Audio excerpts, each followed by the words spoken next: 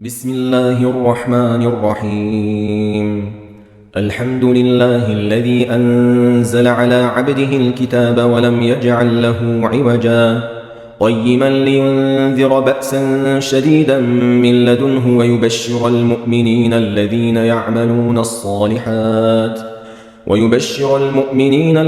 يعملون الصالحات أن لهم أجرا حسنا ماكثين فيه أبدا وينذر الذين قالوا اتخذ الله ولدا ما لهم به من علم ولا لآبائهم كبرت كلمة تخرج من أفواههم إن يقولون إلا كذبا فلعلك باخع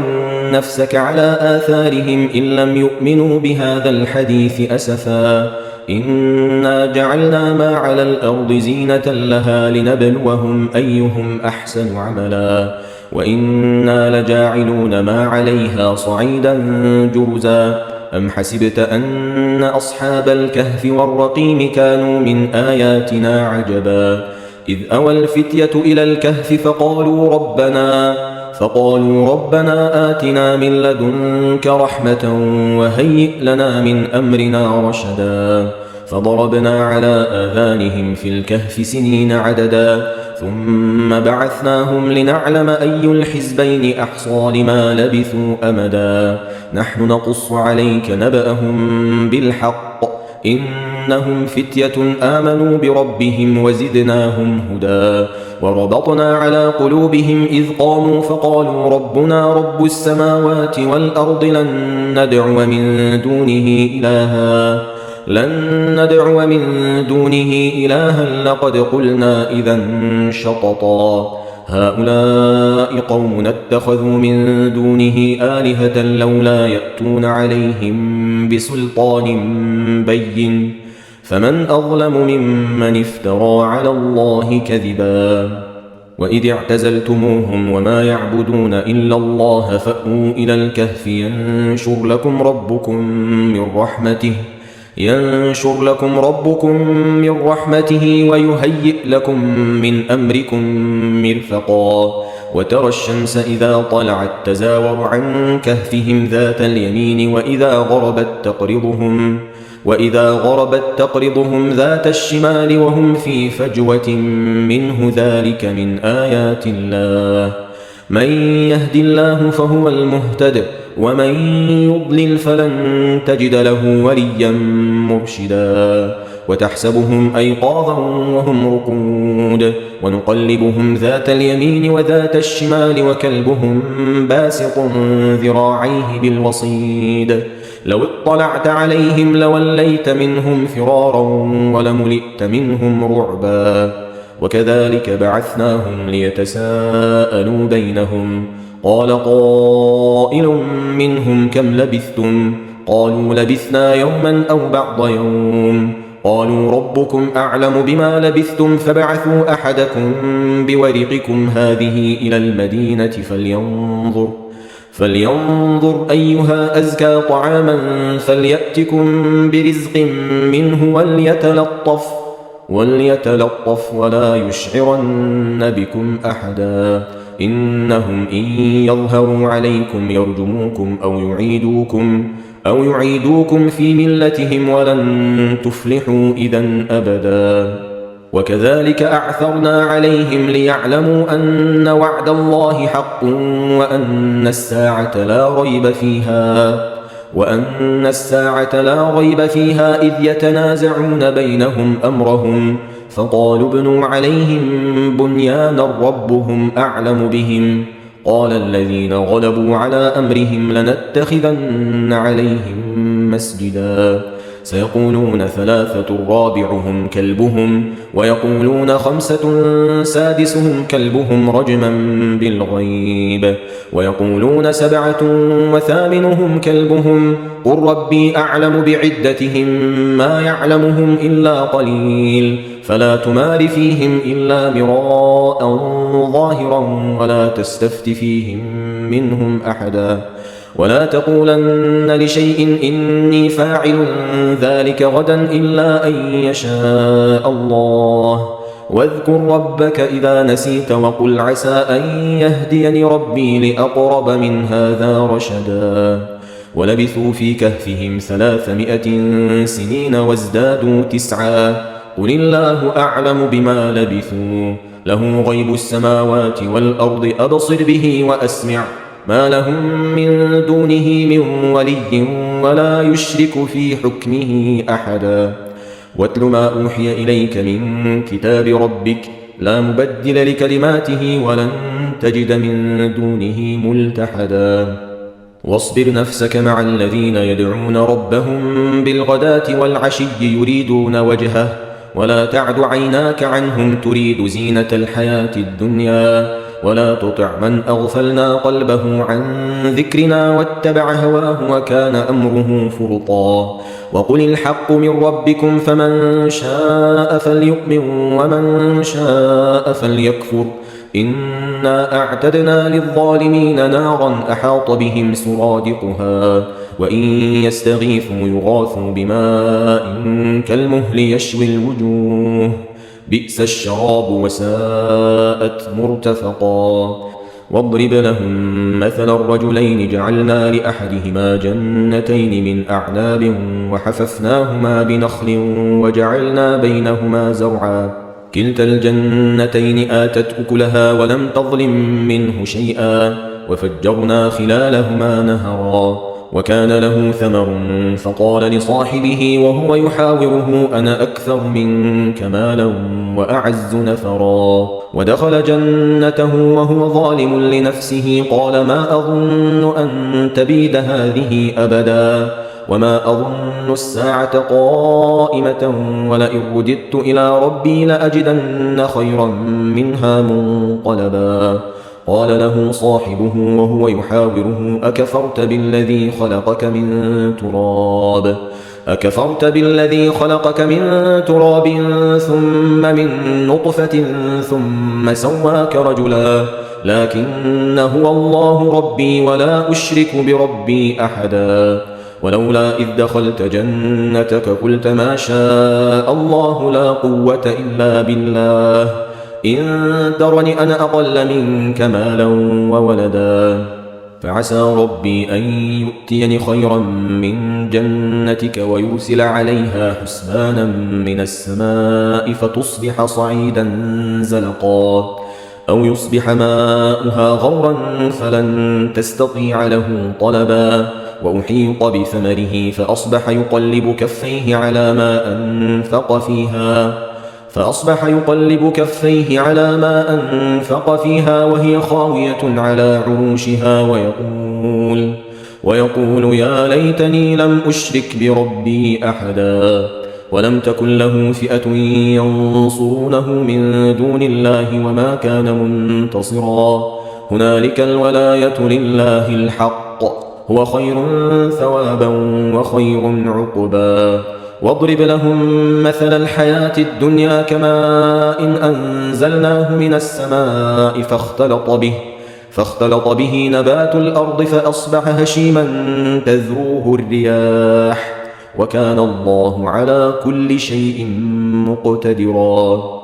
المال والبنون زينة الحياة الدنيا والباقيات الصالحات خير عند ربك ثوابا وخير أملا ويوم نسير الجبال وترى الأرض بارزة وحشرناهم فلم نغادر منهم أحدا وعرضوا على ربك صفا لقد جئتمونا كما خلقناكم أول مرة بل زعمتم أن لن نجعل لكم موعدا ووضع الكتاب فترى المجرمين مشفقين مما فيه ويقولون يا ويلتنا ما لهذا الكتاب لا يغادر صغيرة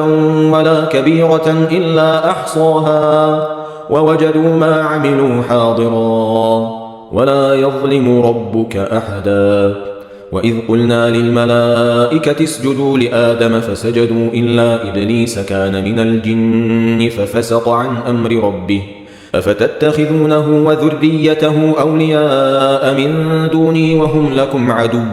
بئس للظالمين بدلا ما أشهدتهم خلق السماوات والأرض ولا خلق أنفسهم وما كنت متخذ المضلين عضدا ويوم يقول نادوا شركائي الذين زعمتم فدعوهم فلم يستجيبوا لهم وجعلنا بينهم موبقا ورأى المجرمون النار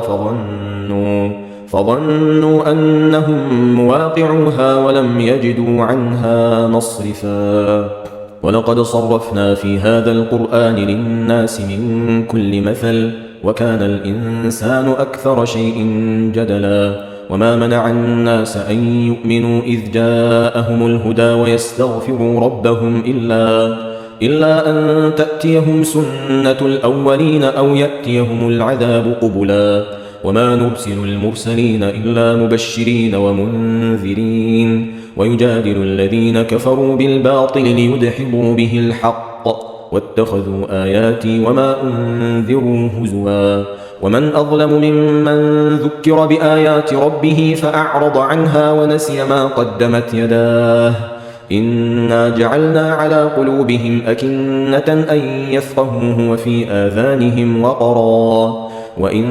تدعهم إلى الهدى فلن يهتدوا إذن أبدا وربك الغفور ذو الرحمة لو يؤاخذهم بما كسبوا لعجل لهم العذاب بل لهم موعد لن يجدوا من دونه موئلا وتلك القرى أهلكناهم لما ظلموا وجعلنا لمهلكهم موعدا وإذ قال موسى لفتاه لا أبرح حتى أبلغ مجمع البحرين أو أمضي حقبا فلما بلغا مجمع بينهما نسيا حوتهما فاتخذ سبيله في البحر سربا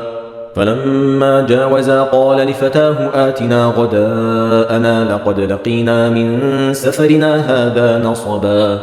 قال أرأيت إذ أوينا إلى الصخرة فإني نسيت الحوت وما أنسانيه إلا الشيطان أن أذكره واتخذ سبيله في البحر عجبا قال ذلك ما كنا نبغ فارتدا على آثارهما قصصا فوجدا عبدا من عبادنا آتيناه رحمة من عندنا وعلمناه من لدنا علما قال له موسى هل أتبعك على أن تعلمني مما علمت رشدا قال إنك لن تستطيع معي صبرا وكيف تصبر على ما لم تحط به خبرا قال ستجدني إن شاء الله صابرا ولا أعصي لك أمرا قال فإن اتبعتني فلا تسألني عن شيء حتى أحدث لك منه ذكرا فانطلقا حتى إذا ركبا في السفينة خرقها قال أخرقتها لتغرق أهلها لقد جئت شيئا إمرا قال ألم أقل إنك لن تستطيع معي صبرا قال لا تؤاخذني بما نسيت ولا ترهقني من أمري عسرا فانطلقا حتى إذا لقيا غلاما فقتله قال أقتلت نفسا زكية بغير نفس لقد جئت شيئا نكرا قال ألم أقل لك إنك لن تستطيع معي صبرا قال إن سألتك عن شيء بعدها فلا تصاحبني قد بلغت من لدني عذرا فانطلقا حتى إذا أتيا أهل قرية استطعما أهلها فأبوا أن يضيفوهما فوجدا فيها جدارا يريد أن ينقض فأقامه قال لو شئت لاتخذت عليه أجرا قال هذا فراق بيني وبينك سأنبئك بتأويل ما لم تستطع عليه صبرا أما السفينة فكانت لمساكين يعملون في البحر فأردت أن أعيبها وكان وراءهم ملك يأخذ كل سفينة غصبا وأما الغلام فكان أبواه مؤمنين فخشينا أن يرهقهما طغيانا وكفرا فأردنا أن يبدلهما ربهما خيرا منه زكاة وأقرب رحما وأما الجدار فكان لغلامين يتيمين في المدينة وكان تحته كنز لهما وكان أبوهما صالحا فأراد ربك أن يبلغا أشدهما ويستخرجا كنزهما رحمة من ربك وما فعلته عن أمري ذلك تأويل ما لم تسطع عليه صبرا ويسألونك عن ذي القرنين قل سأتلو عليكم منه ذكرا إنا مكنا له في الأرض وآتيناه من كل شيء سببا فأتبع سببا حتى إذا بلغ مغرب الشمس وجدها تغرب في عين حمئة ووجد عندها قوما قلنا يا ذا القرنين إما أن تعذب وإما أن تتخذ فيهم حسنا قال أما من ظلم فسوف نعذبه ثم يرد إلى ربه فيعذبه عذابا نكرا وأما من آمن وعمل صالحا فله جزاء الحسنى وسنقول له من أمرنا يسرا ثم أتبع سببا حتى إذا بلغ مطلع الشمس وجدها تطلع على قوم لم نجعل لهم من دونها سترا كذلك وقد أحطنا بما لديه خبرا ثم أتبع سببا حتى إذا بلغ بين السدين وجد من دونهما قوما لا يكادون يفقهون قولا قالوا يا ذا القرنين إن يأجوج ومأجوج مفسدون في الأرض فهل نجعل لك خرجا على أن تجعل بيننا وبينهم سدا قال ما مكني فيه ربي خير فأعينوني بقوة أجعل بينكم وبينهم ردما آتوني زبر الحديد حتى إذا ساوى بين الصدفين قال انفخوا حتى إذا جعله نارا قال آتوني أفرغ عليه قطرا فما استطاعوا أن يظهروه وما استطاعوا له نقبا قال هذا رحمة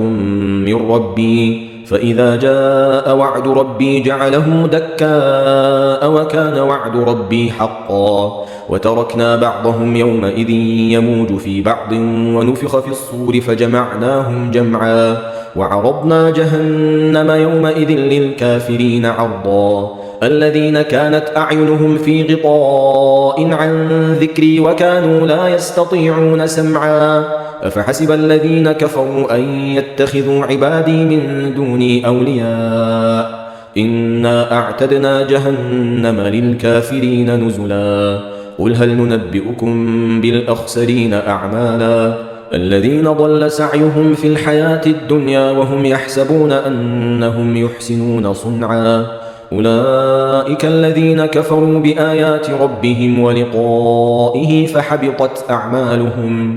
فحبطت أعمالهم فلا نقيم لهم يوم القيامة وزنا ذلك جزاؤهم جهنم بما كفروا واتخذوا آياتي ورسلي هزوا إن الذين آمنوا وعملوا الصالحات كانت لهم جنات الفردوس نزلا خالدين فيها لا يبغون عنها حولا قل لو كان البحر مدادا لكلمات ربي لنفد البحر قبل أن